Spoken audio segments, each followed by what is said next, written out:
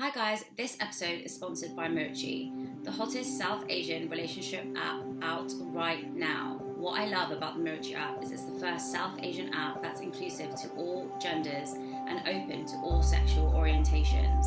It's available to download now on iOS and Android, so if you're looking to meet your soulmate or just to meet some friends, download it now. Hi guys, and welcome back to A Millennial Mind. Today I'm so excited to introduce you to my next guest. He's the founder of Euphoria Events and also known from the Netflix series Indian Matchmaking. So hey Nadia, how are you? Hi, good, how are you? I'm good, thank you. Thank you so much for coming on the podcast after so long. I'm so excited to speak to you. Yeah, same. So for people who don't know who you are or haven't seen Netflix, can you tell us a little bit about yourself and introduce yourself? Yeah, of course. So, if you haven't seen the show already, what were you doing during quarantine if not watching Netflix? I would love to know. But yes, I am one of the cast members of Netflix's show, Indian Matchmaking. I am a born and raised Jersey girl. I grew up here, went to college here, went to grad school here. I now own a company called Euphoria Events, so I do events and wedding planning. I also I do fragrance marketing. I am a dancer. I am a recent puppy mom, and yeah, that is my life in a nutshell. Amazing. You're doing so many different things. But in terms So many. But in terms of matchmaking, just tell us a little bit about what the show is about, how it started, and why you went on it. Yeah, so I guess in terms of the background of the show, the very top line kind of information that I know is that one of the executive producers, Smriti Mundra, she had actually worked with Seema Auntie on a previous project that she had done. And in terms of my involvement, I heard about it through my dance company. We get casting emails for things. And so they sent this casting email, and my girlfriend who manages the account, she forwarded me the email and she was just like, you should do this. And I was like, why? Because I'm the only single girl on the whole team. And so I was like, I looked at it and I kind of sat on it. Like the invitation looked fake. It just looked like somebody's, they grabbed a photo from the internet of like Indian wedding, and then they just slapped a Netflix logo on it and they were just like, apply. Fine. So I sat on it for a while and I was like, you know what? There's no harm. Let me just try. And so the application process was pretty simple. Send a picture, this. I had a few casting calls and they're like, oh, you'll hear from us in about 3 months. 3 months goes by. I send my follow-up email, no response. So I'm like, oh, maybe the project died. They didn't pick me. A whole, slew of reasons. And fast forward 6 months later, so 3 months after I had sent my follow-up, they emailed me like, hey, are you still single? And are you interested in being part of this project? And I was like, yes, thank you for making me type that out. And yes, I would love to be a part of this. And so within a few weeks, we were filming. Oh my God, that's so crazy. I mean, I loved the show. I was addicted. I think I watched it all in like 2 days. Yeah. That's the problem with Netflix. Like you have no self-control. So you're just Exactly. watching the whole thing. But what I wanted to talk to you about today on the podcast was the Indian expectation on marriage. Now, this is my favorite topic to talk about because I feel like every single person in my whole life asks me, whenever I see them, when am I getting married? Why aren't you dating? When are you going to get married? Why are you not with someone? Is something wrong? Like it's always a topic of discussion, right? So I'm so happy to be discussing this with you. But the first thing I wanted to ask was, matchmaking, a lot of people kind of shocked when they saw the program, right? A lot of people were like, Indian matchmaking, does that still go on? Like, is this a normal thing? And for like the Indians who were asking this question, I was like, are you living under a rock? Exactly. Like, where do you live? Who are your parents? Yeah. Like, I don't understand. Like, I get sent people's biodata all the time, and here you are questioning what a biodata is. Like, what? I was so confused, right? But how was the matchmaking process for you? What did you feel from it? Was it like quite pressure? Did you feel like you enjoyed it? Honestly, I didn't mind it at all. I think one of the great parts of working with Seema was that there was a choice. And I think that's what the misconception is that people think when you're Yes. in a matchmaking situation that you have no choice. And yes, maybe back in the day that might have been a thing where it's like the families just decide and then you know, the children are kind of like quote forced into it.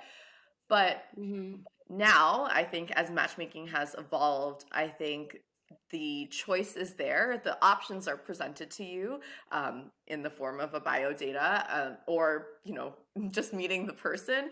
Yeah. And you have the choice of, yes, I want to meet this person and you know, date them, or no, I don't. And then that's the other thing is we had the option to date people. I went out with all of the men that I was presented, and Mm-hmm. it was as if, you know, I was using a an app where, you know, I put in my Wow. criteria. This is what I like, this is what I prefer, my preferences, and Seema brought Mm-hmm. me the results, you know, like how the algorithm worked, and then I was able to go out on dates with these men and decide whether or not I wanted to continue dating them. And so I think that was probably one of the biggest misconceptions, or the things that people thought that like we didn't have was the freedom of choice. Yeah, definitely. But I think, the thing around choice is that, Akshay's mum was kind of saying to him in the show, like, you're giving me high blood pressure. You not being with somebody is making me feel stressed. Now, that is like a common thing Indian parents say, like, you're stressing me out. I'm not going to be alive when we get married. What am I going to do? I'm never going to have grandchildren. Like, don't you want what you mean? Whoever had. And it's almost like there's pressure in that sense. So perhaps in terms of like how you're going to dating out and there's no pressure to like go ahead with things. And with this matchmaker, there was no pressure to marry the first boy you see. There is still a pressure on getting married. And there is such an importance for women, especially, to be married. Mhm. Why do you think that is? Honestly, I think it's just quote tradition of like families wanting the women to, well, okay, let's rewind a little bit and like go back. So in my Yeah. opinion, I feel like in the past women like, I feel like getting married was a way for a woman to like level up, where, you know, if her family may not have been like the most wealthy or whatever, she potentially could marry Mhm. into a family that would like level her up, right? If they had money. Yeah. So they would, you know, do whatever they could to get her married. And then, you know, people were getting married. Like I think my grandma got married like her, or maybe not my grandma, but her sisters got married at like 13 or like 14, and you're just like, Oh my you are God. a literal child. Yeah. But they, you know, they did that because that family, their family like may not have had the means to like take care of them, and so she married into like a Hmm. better family. And so I think there was this expectation that like the gender roles back in the day were that women would take care of the house and the home, and the men would do the get, you know, hunting and gathering, and they, you know, Yeah. they would you know, be the breadwinners. And so I Yeah. feel like the pressure comes from that being the tradition that many generations had to deal with. And so now when Hmm. I'm now 33 and nowhere near marriage, it's like throwing my entire family off, like, what's wrong with her? Why is she doing this? And so um, I feel like that pressure is just something that's just been ingrained for so many years and so many generations that people feel they have to keep up that tradition. Whereas I Yeah. think times are so different now. Women are independent and we make our own money, and we don't need to be supported or Exactly. leveled up by having any man. So I think that's something that needs to change. Definitely. And that was mentioned in the show a lot, right? Like, you're getting older, your age was something, not particularly you, but like everyone's age was mentioned, but it wasn't seen as such a time bomb for men. It was like for women, apart from Akshay's mom, who was just so concerned that he had to get married. Yeah. But like, and I think he was like 25 or like 24. It was He's ridiculous. so He was so young. young. Yeah. But there was that pressure, I guess, from his mum. But, even in terms of in the show, they mentioned, once the older sibling gets married, they can't have a baby until the younger sibling gets married. Or, Yeah. once you're above this age, it's going to be really hard for you. And that was one of the things Simanti in the show mentioned was like, there is an age expectation. And the older you get, the harder it is for someone to be matched. Did you find that throughout the show that people were constantly asking about your age? And was that a pressure that you feel now when you meet someone?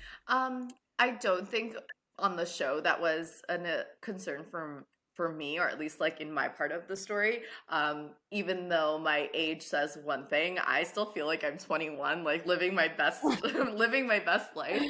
And so I don't act older than I am. I don't act terribly younger than I am. I just feel like that Mm-hmm. wasn't a concern at all. And then I also think that that has something to do with vanity, where like the older you get, maybe you're Yes. not as like attractive anymore, but like, hello.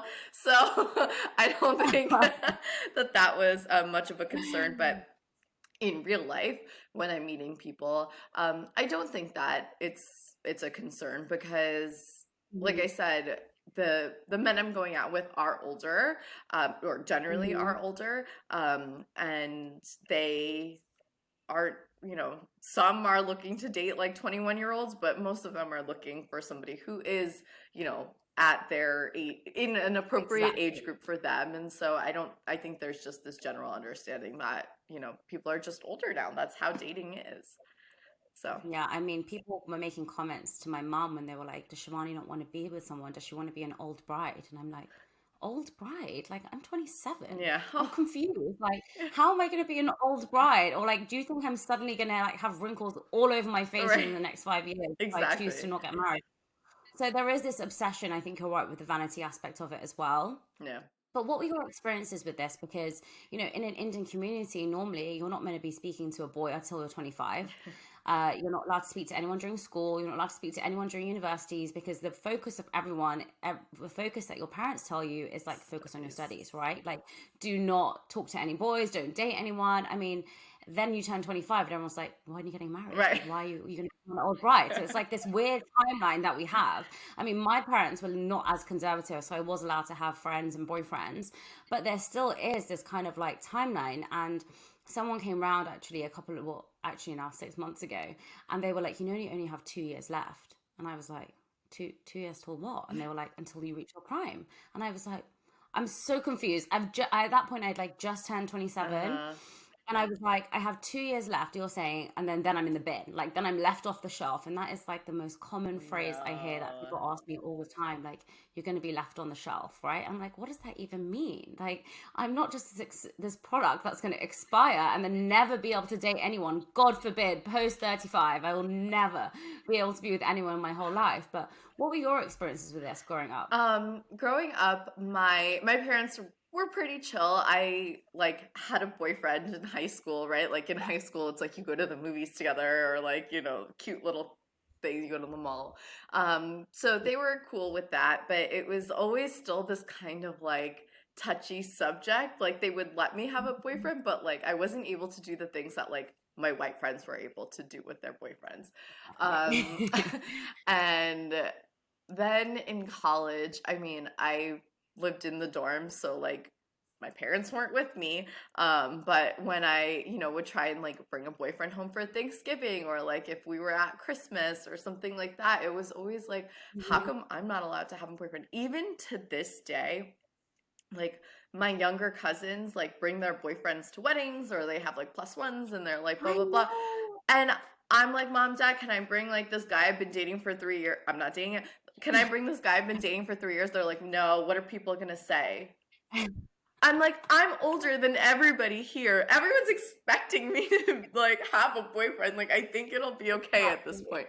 And so it's just like this weird thing. I just don't think my parents are like ready to accept that. So I feel like Mhm. part of me is like, I'm just gonna have to elope and like come home and be like, look, I'm married. Like, here it is. But other way, growing up, I did condition my parents very early on, like, don't Yeah. ask me, don't pressure me, don't whatever, and we'll be fine. And so my immediate family and my cousins and aunts that I'm very close to, they know, like, don't ask.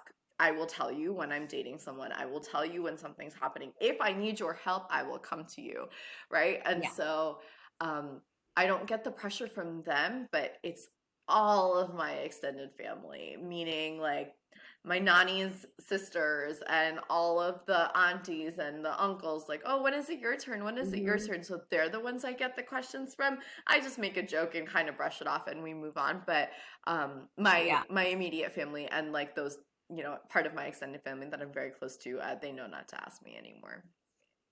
Yeah, same. I think I'm the same as you. Like a couple of years ago, I kind of just would like blow up and be like, if you ask me one more time, that's it. I'm never going to tell you anything ever again, or I'm going to elope and you'll never know. Yeah. And they were kind of like, okay. Yeah. And then also, I kind of like, they were kind of like scared, but also like, okay, you weirdo. But I feel like that conversation was really important to be like, I will tell you when I'm ready because there's no need. I mean, with you 100%. And when I look at my cousins and they're like, I'm at their house and their girlfriend just comes over and then they go in the other room and they watch TV, I'm like, what? I still have Yeah. to, at this age, would have to get someone to drop me off like round the corner of my house and then I walk in. Like, no one can still drop me to my door, right? So, like, Right. if someone was to come in, like, when I've had people before as boyfriends, they've come in, there's like me, my mom, and my dad in the middle, and then them. There's not like any personal space. There's not like, oh, can we go watch TV? It's like, no, let's all have a family dinner and conversation together for the time that that person is in the house, right? But now you look at the younger generation, they're like, I'm going on holiday with my boyfriend. We're just like going to chill and go to watch a movie in the house upstairs. And I'm like, what? This Yeah. is like a completely different experience to what I experienced, right? Yeah. Yeah. 100%. Yeah, and one of the things I wanted to talk about as well was like there is also a pressure, I think, from extended family in terms of marriage, but also who you marry, right? So they're very particular and have a very big opinion about who you marry and who's worthy of you, I guess, in that sense. Hmm. A lot of the things that were mentioned on the show that I think people were kind of shocked at were like casteism, ageism, racism, I guess, in some elements. So, there were some people that were saying, I only want to have a fair person or a skinny person, or, those kind of themes were coming about. And, I thought it was really important that the show showed that because it actually gave a real good insight into what it's still like within the Indian community, right? We still care about the caste. People still care about the color of the person's skin. People still care about how wealthy that person is. And small things like, are they skinny, are they petite, are they flexible was one of the words used, wasn't it? Yeah. Are you flexible? Now that word just really sprung me off. I was kind of like, why does the woman always have to be flexible, right? It's like Right. all of these things which I haven't watched the show in a while, but as I remember, were kind of pinned onto the woman more than they were to the man, right? So it was very much apparent that, like, as a girl, you had to be slim and trim. As a guy, there wasn't really that much of a focus on it. Mhm. Now, being on the show, did you kind of feel that that was portrayed correctly as to how people were actually describing it? Or do you think that's not as much of a problem as it is today in society? Um, I feel like there was a somewhat fair balance of it actually because there were like as much as Seema Auntie had kind of mentioned that for women, she also did say it to Pradhuman. And she was like, Pradhuman, you had 150 women, like you need to be a little bit flexible or you need to like, Yes. look at what you're doing. And so she did put that same Mm-hmm. pressure on him.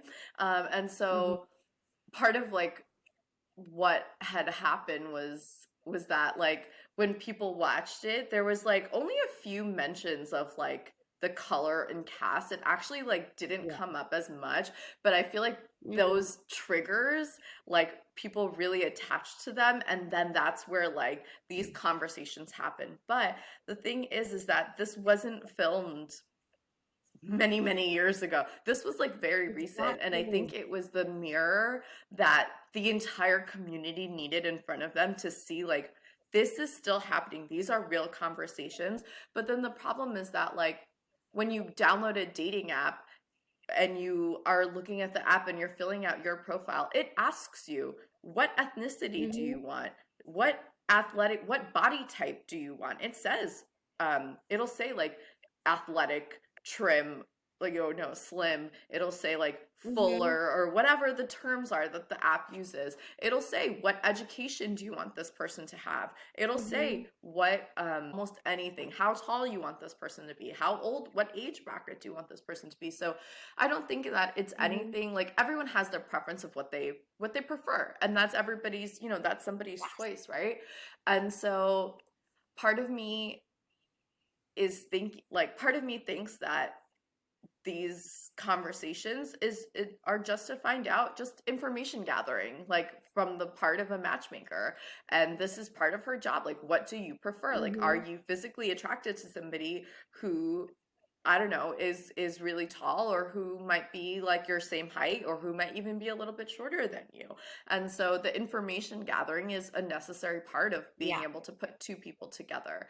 And so I didn't have that experience. I Definitely. did mention to her that I did want someone who was taller, because I'm tall. I'm 5'9", and when I put a pair of heels on Hmm. and I'm 6 foot, like I can't have someone who's like 5'6", Yeah. because that just, for for my preference, it doesn't fit into the narrative I have Mhm. built in my mind for my partner. But maybe that's not, everybody else's narrative. Maybe somebody is okay with that difference. And so Exactly. from my experience, that's, those are my preferences. But I think on the show, those conversations that happened in real life are still happening in real life. It's just people now, they see it, they deny that it happens in their head or in Yeah. their household, and they're just like, oh my god, I can't believe they're saying this, because everybody thinks that they're like more woke Yeah. or like holier than thou. But like when someone is actually having a real conversation, they get upset by it, and you're like, I don't understand. So there's a Mhm. lot. It definitely sparked a lot of necessary conversation. Um, yeah. Hi guys, this episode is sponsored by Mochi, the hottest South Asian relationship app out right now. What I love about the Mochi app is it's the first South Asian app that's inclusive to all genders and open to all sexual orientations. It's available to download now on iOS and Android, so if you're looking to meet your soulmate or just to meet some friends, download it now. So one of the other things that Seema Auntie had mentioned was that it was going to be difficult for her to match you because you were Guyanese. How did that make you feel when she said that? And what did she kind of mean by that? Do you think? So it was kind of twofold. One, I didn't know that comment until I saw the edit of the show, because obviously she filmed her portion much later. But part of me made me feel like, when I saw it, I was just like, I'm sorry, being Guyanese, does that make me a bad person? Does that make me unmatchable? Does that make me like somebody that somebody would not want to date? So slightly offended, but also there was, in sometimes there are stigmas around being Guyanese or around being Indo-Caribbean in general, or somebody whose family was taken from India and brought to different parts of the world. And so the stigma is that the people that were taken and brought as like the indentured servants were like lower class people. And so the idea is that the people who have settled elsewhere, that were taken from India, are low class people, or like a lower caste, Got and so it. you wouldn't want to be matched with them. Um, and so I think there's like that stigma around it. But like I've met, like, I mean, I talk about it on the show that my ex-boyfriend's Gujarati, and he, even though like he knew that he quote had to marry a Gujarati girl, still dated me for a year and a half. We lived together, and I was just like, I don't understand like Hmm. what this stigma is, like what the problem is. Like, does it make me a bad person Yeah. or unmarriable because I'm not Gujarati? Like, what? Unfortunately, it did reinforce things that I heard in my everyday life. But it was also just like, does this make me somebody that is undesirable? Yeah, and I think those connotations around casteism and colorism that were kind of present in the show were things that really triggered people, right? So it was exactly what you just said, that, sometimes we have these certain stigmas around people from a lower caste and, from the color of their skin and, where they're from, particularly in India as well, right? And to see that that was still present in the show, I think was quite alarming for people to think like, wow, these things still really exist today. And, what do you think we can do to change that? My journey so far has really been educating people that, Indo-Caribbeans Mhm. or just Indians settled anywhere in the world, are still very similar and have kept their roots and their heritage from whatever part of India they were from. And we're actually Mhm. not that different. If people just took like, I don't know, 0.2 seconds to just Google, what somebody from Guyana is like, or an Indo-Caribbean, or like Indo-Fijian even, like, or Indians who live in South Africa. Like, Hmm. there are still so many similar threads throughout all of those different regions that still tie back to India. But like Indians in mainland India still like, or people who have left mainland India and came straight to America, they think that like, or in my experience, they feel like they're like Yeah. the cream of the crop because they like left there and went straight to like the promised land of America, whereas our families just Yeah. took a little detour. We just stopped somewhere else before we came to America. So like, what's the difference? Um, Yeah. and so I think it is something that, if people like open their mind just slightly a little bit to see that we're not that different, I think it would be just such a appreciation for the reach of their culture or of their country. Yeah, no, I completely agree. And it's amazing you're doing all of that work around educating people. But the other thing that I really wanted to talk to you about, especially as a woman on the show, was, women generally, I think, face a lot more pressure in terms of being married. But one of the things that I'm really seeing a lot of, and something that I think we really need to change, is the emphasis we put on women to kind of compromise, right? And to not speak up and to not be too independent and to not share too much information. I mean, you were really vulnerable on the show, and I think people love that. They love to see that side of you that I don't think a lot of the other people showed in the show. But then there were other people in the show who were a lot more headstrong, right? That were like, I'm not going to do this. This is not what I'm going to settle for. I don't want a guy who has this, or this. And they were often seen as difficult, right? So they were seen as being too picky. And I think one of the phrases that we used was like, life is never equal and you have to compromise and you have to adjust. How did you feel being a recipient of that from hearing a lot of that stuff? Didn't really give me that talk. I think she could tell that I was already open and understand, like willing to kind of go into these situations open-minded and understanding of what was about to happen. And I think she didn't have to again have that direct talk with me because she already felt that from just our Yeah. interactions. um, I feel like the flexibility comes from the side of the woman, again, only because that was just something that women were taught growing up generations and generations, that we had to be the ones to like make it work, that we had to just like do whatever it took to make sure that our husband was happy, or that our family was complete regardless of how we felt about it. Mm-hmm. And so I think that is just a generational term that I think gets lost with our generation. Mm-hmm. And I mean, Seema is Yeah. older, and I think that's something that, again, generational thing that happened. I do think that all relationships require flexibility and compromise, but from both sides, not from just one. And so I do agree with her that you do need to be flexible and you need to compromise and adjust.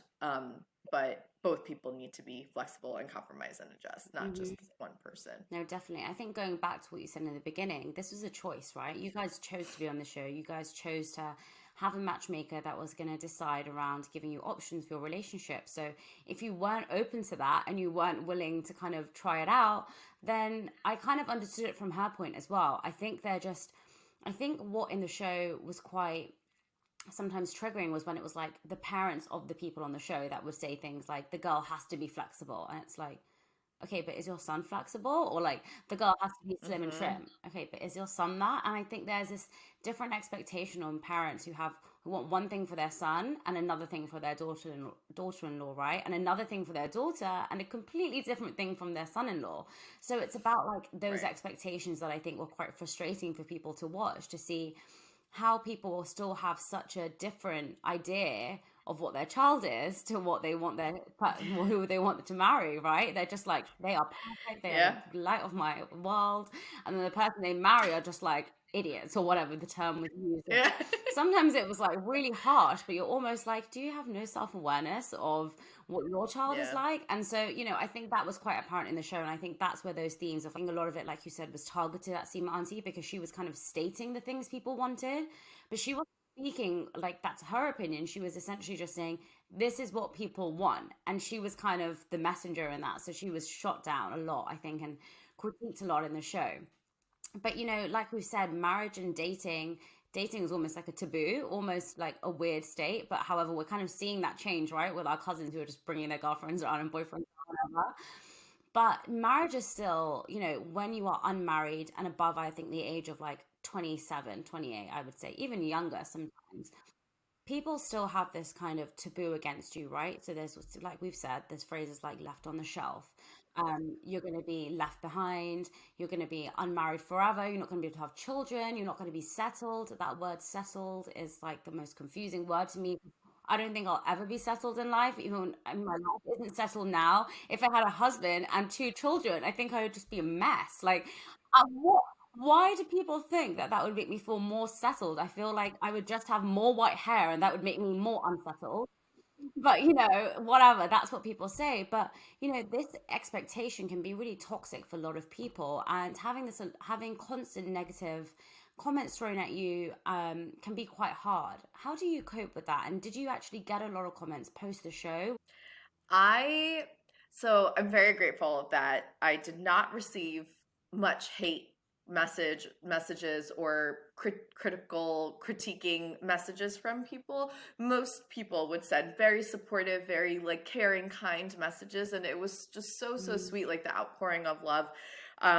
The place where I did get a lot of questions or a lot of like critiques were from other Indo-Caribbeans or from for other I guess mainly Indo-Caribbeans being like, you don't know your culture, you don't know your history, you don't know like what your ancestors had to go through to like get to Guyana and to get freedom and like all this stuff. And I was like, I am one wow. of like the first Indo-Caribbean people on a mainstream platform, and you're gonna sit here and attack me for not knowing my culture. Whereas now in 150 countries around the world, people know what Guyana is. So like let's just start there. Exactly. Right. And so that was like really where I was getting a lot of critiques. But most people, like I said, were very sweet. But to your point, every person feels like they could ask me of like, are you dating someone? You should date my brother. Here's his bio data. I have this cousin, I have this friend, I have this so and so and so and so and so. And I'm just like, I appreciate your message, but like I just can't date right. I can't date right now. And honestly, people thought that once the show came out that it would be so easy. Guys would just be like throwing themselves at me, like whatever. Well, first of all, pandemic. Second of all, like it's hard to it's like, okay, everybody feels like they can set me up with someone. Oh, you'd be perfect for my brother. Oh, you'd be perfect for my cousin. Oh, you'd be perfect for my friend. Like how many perfect people can can there really be, right? Like people obviously are only basing my personality off of, maybe an hour worth of my footage if you combined all four episodes. Wow. But I mean, they did do a very accurate job of capturing my personality, I think. So Good. I agree with that. But, and I'm not a raging bitch at all. Um, but I'm also not somebody who is going to sit back and let you walk all over me. I will state my Yeah. opinion if I, am unhappy with something. I will push back. I will have a very probably modern view on the way I feel like gender roles and relationships should be, and sometimes that doesn't sit well with people, and Hmm. that's part of what my expectation is for a relationship and whatnot. But overall, people do feel like they can ask anything about my life at this point, Yeah. because I was so open and honest about everything on the show, and not too many critiques. So I was Good. very grateful for that. Yeah, I think creating boundaries within an Indian culture is just unheard of. People don't understand when you're saying that. They almost are confused. Like, what? I can't just come over whenever I want. You don't call me back in 1 second, then you don't hate me. It's like, no. If I call you back like the next day, it's okay, right? There's just this Yeah. boundary of when people are like, I always found it weird when I was younger and I was dating. People would ask me, "Are you dating someone?" And I could never say yes. I would always have to be like, "No." Yeah. No, no, I'm not. And now people are like, why aren't you dating someone? And I'm like, what? Where has this shift come from? That it's almost Right. like now the stigma that I say no. If I said yes, then people leave you alone. But when you say no, then it's like photo after photo, bio data after bio data, people just sharing, and then they take it personally. Like, why don't you want to date my sister's husband's nephew? Like, why don't you want to do that? And you're like, I don't know. I haven't met him before. Like, he's really nice. It's like, okay, I get that he's not my type. Oh, what is your Right. type? You're so picky, Shivani. Like this narrative and this conversation just can happen with anyone at any time. So, the pandemic has been great for me to kind of avoid all these social events. And now I think people will just kind of just not ask me because they're listening to my podcast and they're probably like, I don't want a story to be shared on her podcast, so I'm just not going to say anything. So Yeah. it kind of worked out really well for Yeah. me to kind of do this in the pandemic. And then now when Yeah. I go back in the real world, people will be scared, kind of bring up the conversation. Um, but one of the things I really loved about you on the show, which I haven't ever seen before, is you mentioned your period.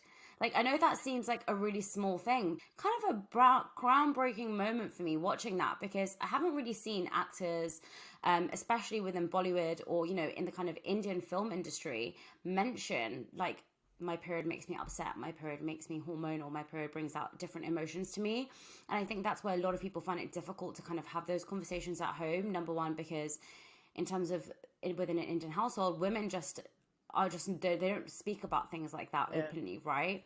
And so for you to say that on the show was kind of like a groundbreaking thing because people were almost like it's a normal thing for you to say, and you kind of normalize that for me. So I love that you did Oh, that. thank you. Yeah, I mean that day. So let me just set the stage. Ready? So Yeah. the, the day before, I worked a 22-hour day. I had a wedding the day before.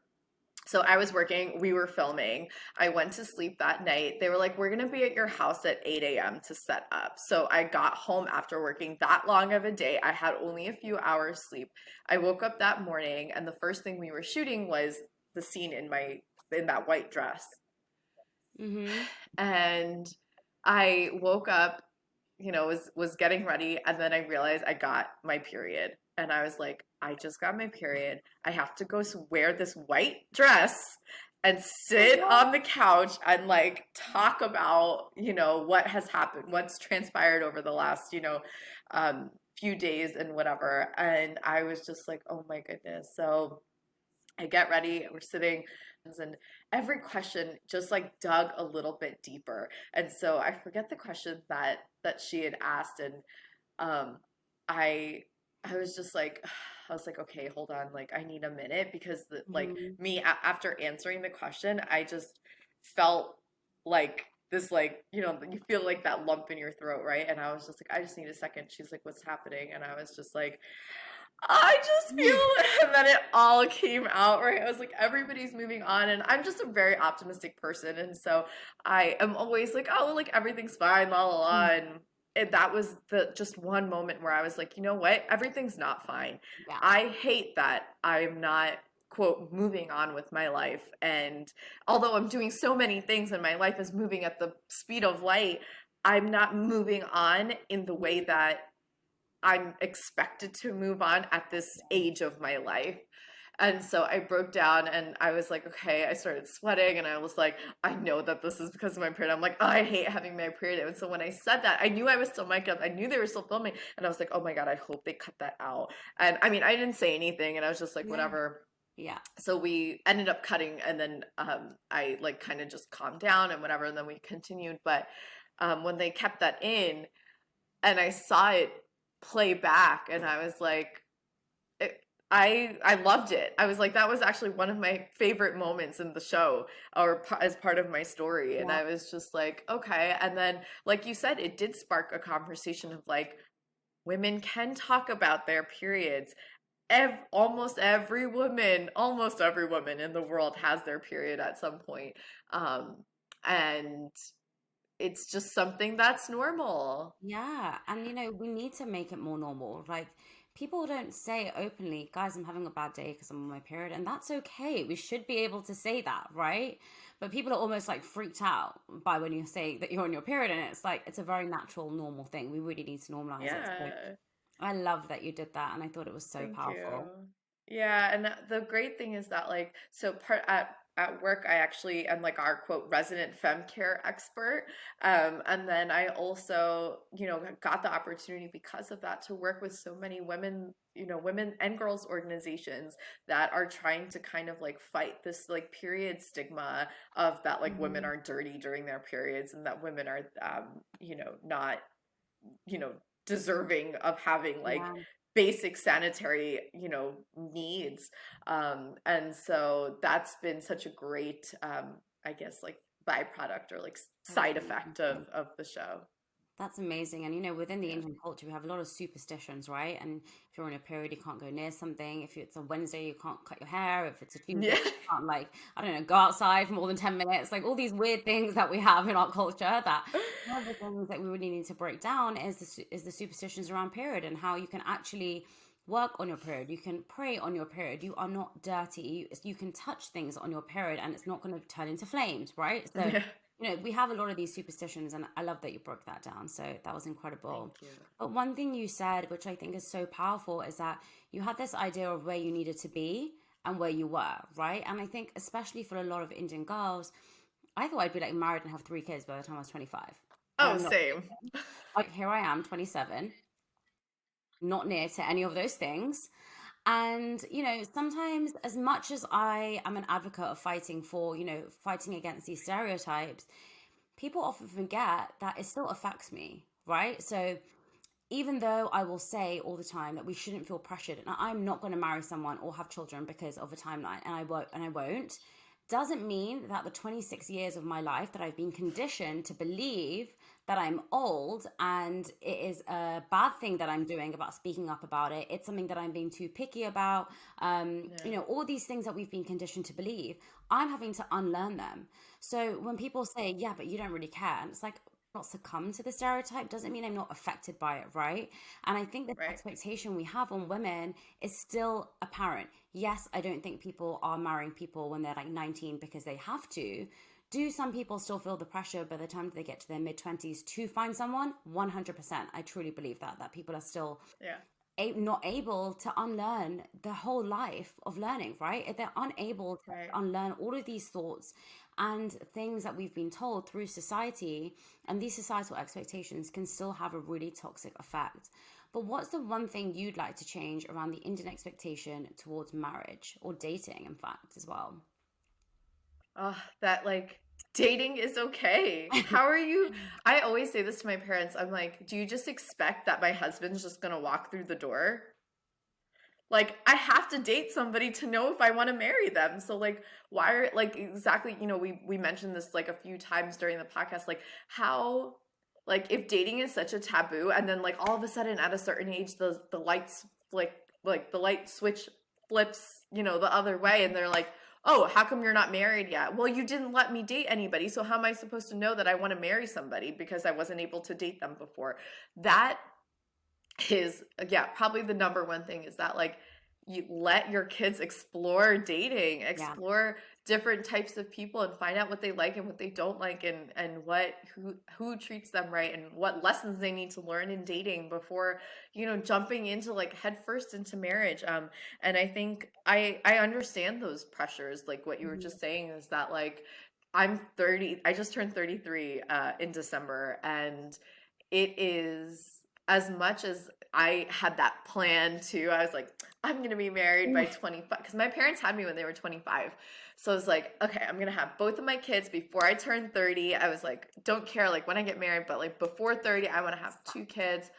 I want to do this and this and this. And like, obviously none of that worked out. And so I do somewhat feel that pressure because I'm like, okay, after a certain age, my eggs are just not as, available anymore.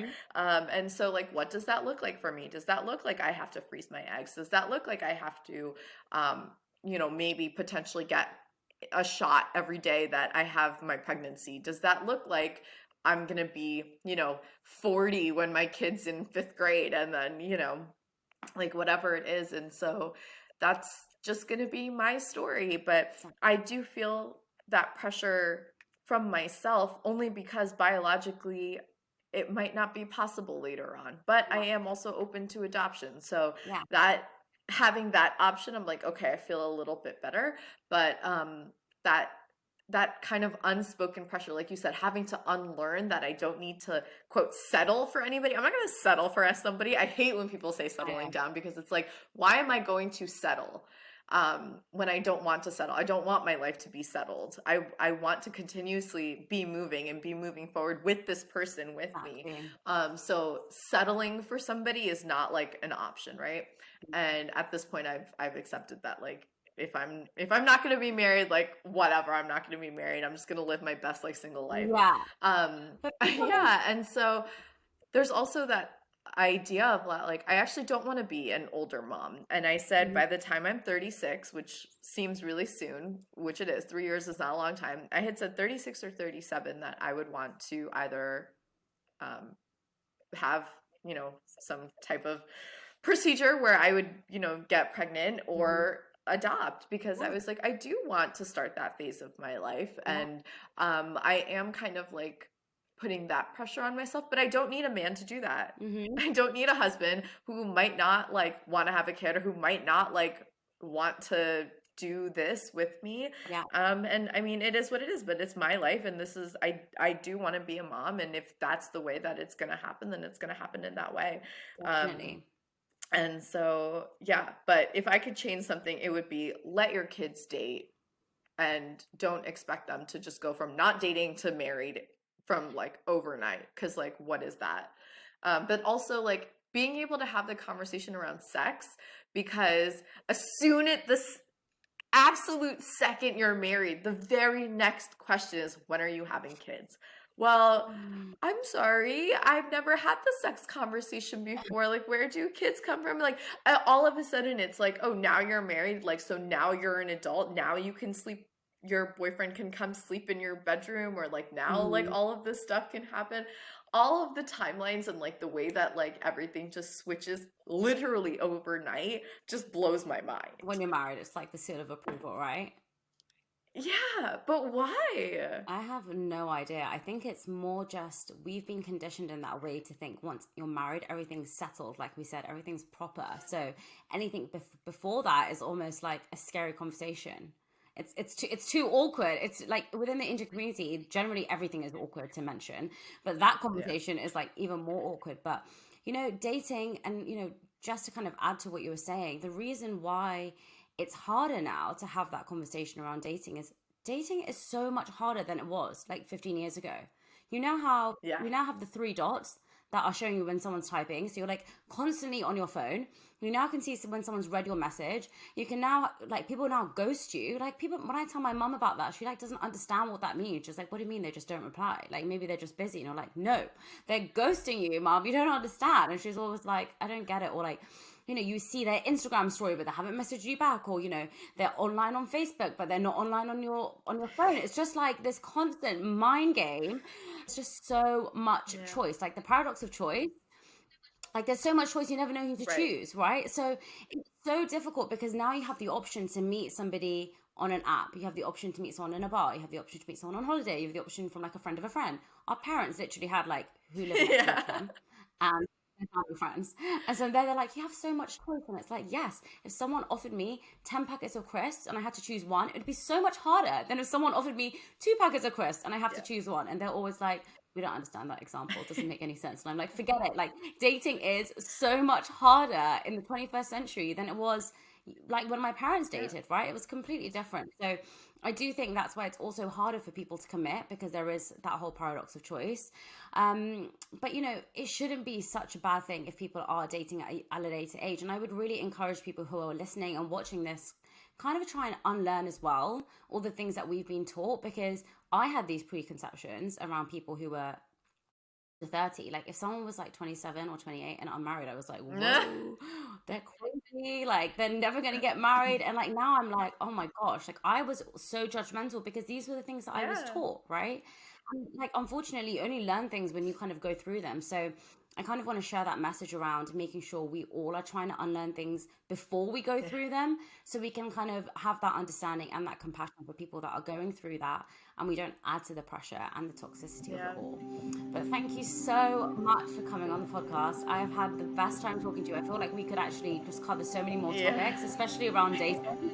Um, but I'm really grateful you came on the podcast, and thank you so Thank you. much. This was wonderful. Yeah, I agree. I was like, there's so much more that I could share just based off what you just said as well, but maybe for another time. For sure, definitely. Well, I'll definitely see you soon, and I hope you have a Yeah, great thank you too.